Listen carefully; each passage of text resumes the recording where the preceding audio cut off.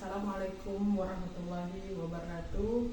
Hari ini saya akan mewawancarai kepala sekolah saya, Bapak Maiza Wardani SPD selaku kepala sekolah SMP Negeri 9 Senayan.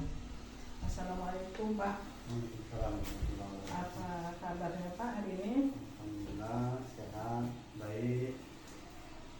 Sebelumnya saya ucapkan terima kasih kepada Bapak karena sudah memberikan waktu kepada saya untuk mewawancarai masalah dilema etika dan rujukan moral ini. Baiklah Pak, untuk mempersingkat waktu saya akan langsung mewawancarai Bapak. Yang pertama, selama Bapak menjadi kepala sekolah, bagaimana Bapak dapat mengidentifikasi kasus-kasus yang merupakan dilema etika atau rujukan moral?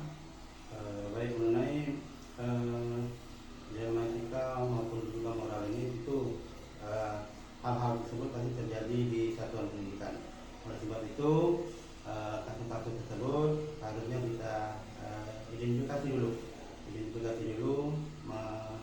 kemudian kita membuat kesimpulan, baru kita mengambil sebuah keputusan dari dilema moral tersebut. Ya, terima kasih Pak. Selanjutnya, selama Bapak menjadi kepala sekolah, bagaimana Bapak menjalankan pengambilan keputusan di sekolah Bapak, terutama untuk kasus-kasus di mana ada dua kepentingan yang sama-sama benar dan sama-sama mengandung nilai kebajikan? Baik, seandainya kita ada dua hal yang harus kita putuskan, salah satu inisiatif yang kita ambil, pastinya kita akan diskusi terlebih dahulu dengan warga sekolah, khususnya di majelis guru.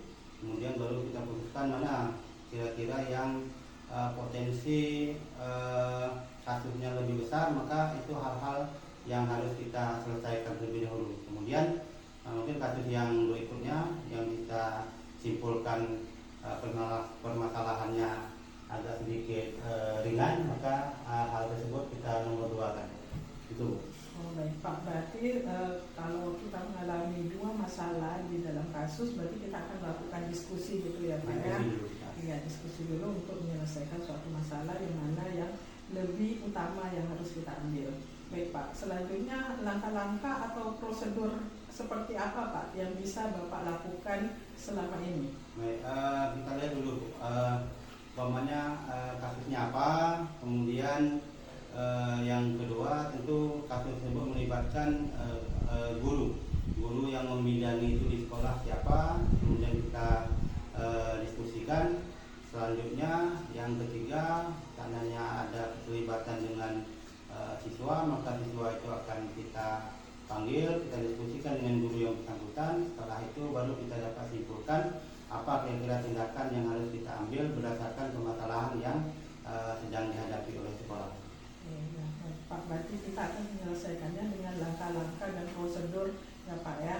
Lalu hal-hal apa saja Pak selama ini Bapak anggap efektif dalam pengambilan keputusan pada kasus-kasus dilema etika? Baik, setiap ada kasus Ibu di sekolah maupun di mana saja, tentu ada pepatah yang mengatakan bahwasannya dua kepala lebih mudah dan lebih berhasil menyelesaikan suatu masalah daripada satu kepala. Oleh sebab itu keputusan yang diambil adalah bukan keputusan kepala sekolah, melainkan keputusan instansi, yaitu keputusan satuan pendidikan, di mana di satuan pendidikan itu ada guru, ada kepala sekolah, kemudian ada tenaga kependidikan. Oleh sebab itu sinergi ini perlu kita jalankan untuk menyelesaikan sebuah permasalahan. Tidak kalah penting, kalau permasalahan itu melibatkan siswa, maka siswa harus terlibat dalam kita mengambil mengambil sebuah keputusan yang nantinya menjadi keputusan satuan pendidikan itu.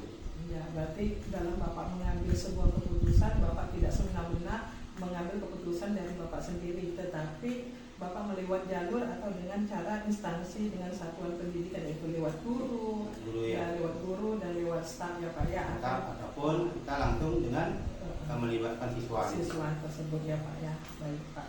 Lalu hal-hal apa saja Pak yang selama ini merupakan tantangan Bapak dalam pengambilan keputusan pada kasus-kasus dilema etika di sekolah Bapak? Baik, mengenai dilema etika di sekolah kita ini, kadang satu titik kita terbentur dengan perkembangan teknologi, Bu. Kemudian anak-anak kita lebih mengakses ke internet, di situ ada hal-hal yang menurut kita etikanya kurang baik. Sebab itu, karena satu sisi dalam pertemuan dengan wali siswa ini perlu kita sampaikan etika siswa ini yang perlu kita perbaiki. Kemudian selanjutnya mungkin orang tua juga perlu mengetahui etika anak di sekolah ini perlu kita sampaikan.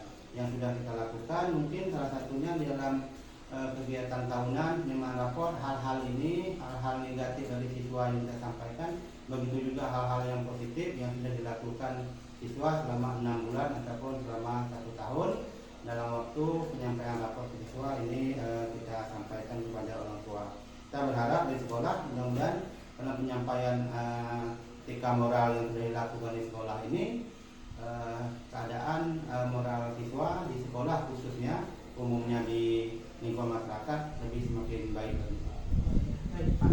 Lalu apakah Bapak memiliki sebuah tata cara atau jadwal tertentu Pak dalam sebuah menyelesaikan kasus dilema etika? Apakah Bapak langsung menyelesaikan di tempat atau memiliki sebuah jadwal untuk menyelesaikannya? Bentuk atau prosedur seperti apa yang Bapak jalankan?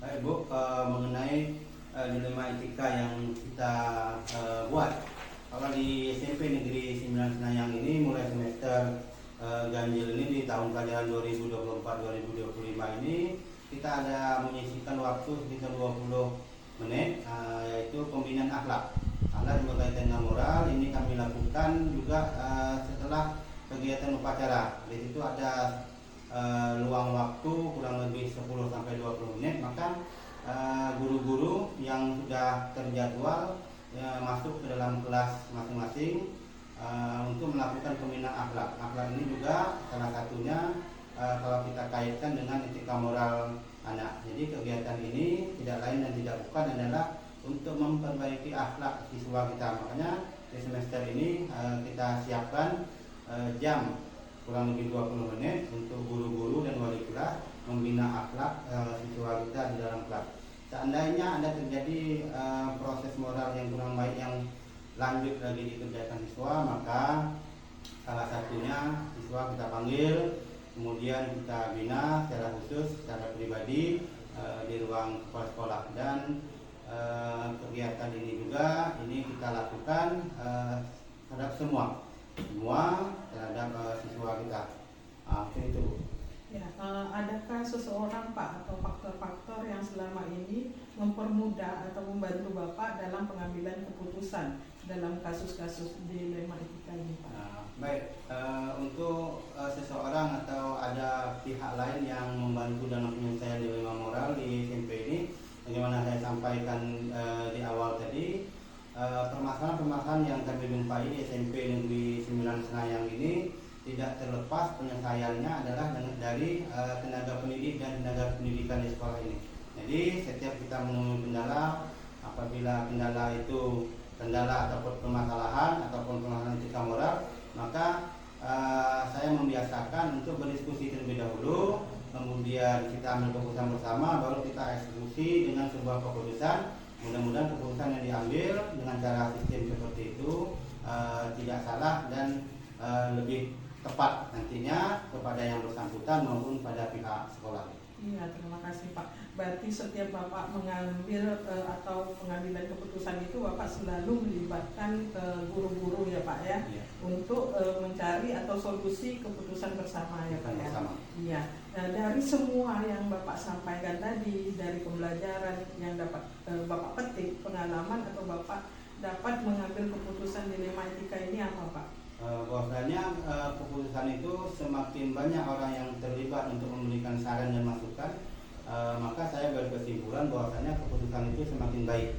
Jadi apabila keputusan itu diambil dengan cara mengadakan suatu pertemuan ataupun diskusi kecil, maka keputusan itu sampai saat ini saya beranggapan bahwa keputusan itu lebih baik daripada keputusan yang saya ambil secara pribadi ataupun sepihak. Itu.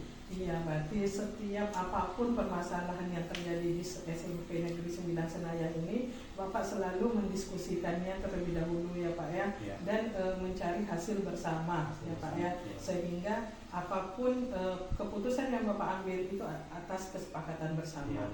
Iya, terima kasih Pak atas waktunya untuk hari ini. Saya ucapkan terima kasih. Assalamualaikum warahmatullahi wabarakatuh. Waalaikumsalam warahmatullahi wabarakatuh.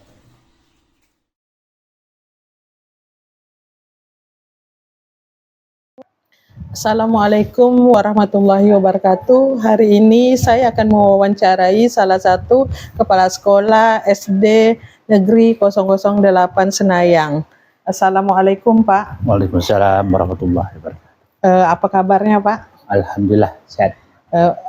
Terima kasih sebelumnya saya ucapkan hari ini Bapak telah meluangkan waktunya untuk saya mewawancarai Bapak perihal masalah dilema etika dan bujukan moral, Pak. Ya. Baiklah Pak, saya mulai aja. Selama Bapak menjadi kepala sekolah, bagaimana Bapak dapat mengidentifikasi kasus-kasus yang merupakan dilema etika atau bujukan moral, Pak? Cara saya mengidentifikasi kasus-kasus yang merupakan dilema etika serta bujukan moral adalah dengan mempelajari dan menyimpulkan kasus yang terjadi dan selanjutnya membuat kesimpulan sehingga dapat digunakan sebagai bahan untuk menindaklanjuti dan mengambil keputusan yang baik serta berkaitan dengan dilema etika dan bujukan moral tersebut. Oh iya, benar Pak ya. Selama Bapak menjadi kepala sekolah, bagaimana Bapak menjalankan pengambilan keputusan di sekolah Bapak? Terutama untuk kasus-kasus di mana ada dua kepentingan yang sama-sama benar atau sama-sama mengandung nilai kebajikan, Pak. Jadi untuk dua kasus di mana terdapat dua kepentingan yang sama benar dan saya sama mengandung nilai yang kebaikan yang langkah yang akan saya lakukan adalah mempertimbangkan kedua hal yang sama benar tersebut, mengkaji faktor apa atau pihak mana, apakah kepentingan perorangan atau yang untuk orang banyak, mengandung nilai kebenaran dan kesetiaan, rasa adil dan belas kasihan, ataukah berdampak untuk jangka pendek atau jangka panjang. Oh baik Pak, berarti ada dua langkah ya Pak yang Bapak ambil di sini, yaitu kepentingan perorangan atau orang banyak yang mengandung nilai-nilai kebenaran atau kesetiaan, rasa adil, belas kasihan atau berdampak pada jangka pendek dan jangka panjang. Baiklah Pak, langkah-langkah atau prosedur seperti apa yang biasa Bapak lakukan selama ini? Jadi tentunya saya sebagai pemimpin di sekolah selalu menggunakan hati nurani, perasaan dan nalar saya sendiri. Semua itu harus sejalan juga untuk memilih kebenaran yang paling kecil, moderatnya dan besar manfaatnya, dengan mempertimbangkan kepentingan peserta didik jika kasus ini berhubungan dengan peserta didik, berdasarkan pada prinsip berpikir berbasis hasil akhir, berpikir berbasis peraturan, dan berpikir berbasis rasa peduli. Tahap berikutnya yang saya lakukan adalah melakukan investigasi dengan memeriksa kembali fakta-fakta dan berusaha menemukan peluang yang mengkaji lebih dalam keputusan yang saya buat. Kemudian keputusan ditinjau kembali sehingga keyakinan kebenaran itu adalah, dan insya Allah dalam bimbingan ilahi, maka keputusan yang akan saya ambil adalah keputusan yang baik dan bertanggung jawab. Oh ya, baik Pak ya. Berarti Bapak akan menggunakan hati nurani, perasaan dan nalar ya Pak ya. Lalu hal-hal apa saja yang selama ini Bapak anggap efektif dalam pengambilan keputusan pada kasus-kasus dilema etika, Pak? Dalam kasus pengambilan keputusan dengan dilema etika, hal efektif yang perlu dilakukan adalah dengan menyederhanakan pokok permasalahan, dengan membangun komunikasi dengan baik dan kebijaksanaan. Oh, berarti Bapak akan mengambil keputusan itu sesuai apa yang sudah disepakati secara bijaksana ya Pak ya. Berarti hal-hal apa saja Pak yang selama ini merupakan tantangan Bapak dalam pengambilan keputusan pada kasus-kasus dilema di sekolah Bapak? Hal-hal yang merupakan tantangan saya dalam pengambilan keputusan pada kasus dilema etika di sekolah, saya adalah dari hasil keputusan yang diambil mungkin akan berpihak-pihak yang tidak dapat menerima sepenuhnya. Ada pihak-pihak yang tidak menerima sepenuhnya. Ada pihak yang dapat menerima sepenuhnya. Proses dapat memahami sebagian orang untuk secara ikhlas menerima dan menjalankan keputusan. Tentu ini menjadi sebuah tantangan bagi saya, serta untuk tetap istiqomah dalam menjalankan keputusan sebuah kesepakatan. Oh, berarti emang harus disepakati ya Pak ya, apabila Bapak mengambil sebuah keputusan pada kasus-kasus ya Pak ya. Lalu apakah Bapak memiliki sebuah tata cara Pak atau jadwal tertentu dalam sebuah penyelesaian kasus dilema etika? Apakah Bapak langsung menyelesaikan di tempat atau Bapak memiliki sebuah jadwal untuk menyelesaikannya? Atau bentuk atau prosedur seperti apa yang Bapak jalankan? Ya, kami memiliki tata cara, tetapi tidak ada jadwal tertentu dalam menyelesaikan sebuah kasus. Yang kami lakukan hanya memprioritaskan kasus mana yang perlu diselesaikan secepatnya, tergantung dari jenis kasus, dan pentingnya kasus tersebut diselesaikan dengan secepatnya, agar tercipta lingkungan sebuah sekolah yang sehat, kondusif, beserta aman, nyaman buat semua warga sekolah.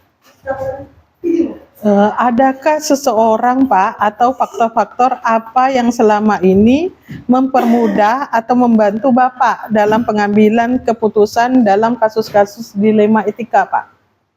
Ya, jadi faktor ini jelas harus ada. Ya, memang dalam mempermudah saya dalam pengambilan keputusan, dilema adalah selalu berkomunikasi dengan rekan-rekan warga sekolah dengan baik, semua warga sekolah ataupun masyarakat sekitar. Harus pandai mengelola emosi dengan baik dan pemahaman tentang teori pengambilan keputusan. Sebagai seorang pemimpin menjadi faktor yang mempermudah dan membantu pengambilan keputusan. Oh baik ya Pak ya, berarti ada faktor-faktor ya Pak dalam pengambilan keputusan dilema etika ini dan berkomunikasi yang baik dari semua warga sekolah ataupun masyarakat ya Pak dalam Bapak mengambil keputusan. Dari semua ini Pak, dari semua ini yang telah Bapak sampaikan tadi, kira-kira pembelajaran apa yang dapat Bapak petik dari pengalaman Bapak dalam mengambil keputusan dilema etika ini? Pembelajaran yang saya petik dari pengalaman keputusan dilema etika ini adalah dalam mengambil sebuah keputusan kita harus mengidentifikasi jenis kasus yang dialami. Keputusan harus selalu diambil mengidentifikasi kasus yang dialami oleh peserta didik maupun warga sekolah. Kemudian ambil langkah cepat dengan melakukan pengujian terhadap kasus tersebut. Dengan pengujian benar lawan benar itu dapat menentukan paradigma yang akan kita pilih. Sehingga keputusan yang kita ambil sesuai dengan prinsip-prinsip yang tidak merugikan peserta didik ataupun warga sekolah. Yang penting tidak ada yang dirugikan dalam keputusan kita. Oh baik Pak, berarti dalam mengambil sebuah keputusan di dalam dilema etika itu Bapak sudah menggunakan prinsip-prinsip, sudah menggunakan 9 keputusan ya Pak ya, uji coba dan segala macamnya itu Bapak sudah melakukan dengan baik. Ya terima kasih ya Pak ya, pada hari ini sudah bersedia saya wawancarai untuk melakukan dilema etika ini. Ya, terima kasih sebelumnya Pak. Saya akhiri. Assalamualaikum warahmatullahi wabarakatuh. Waalaikumsalam warahmatullahi wabarakatuh.